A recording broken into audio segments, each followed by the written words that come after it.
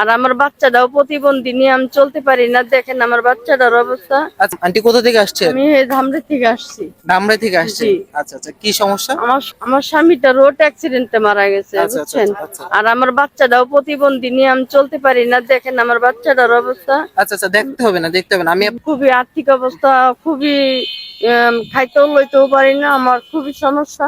আচ্ছা আচ্ছা আমার বাবুটার একটু ভালো মন্দ খাওয়া মতো এটাও পারতেছি না।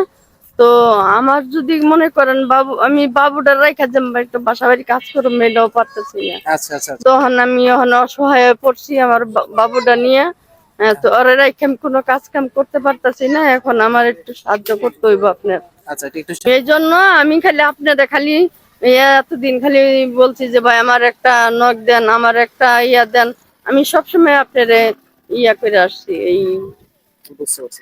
তো প্রিয় দর্শক, শুনে নিয়েছেন আন্টির মুখ থেকে তার জীবনে কিছু কষ্ট এবং দুঃখের কথা। তার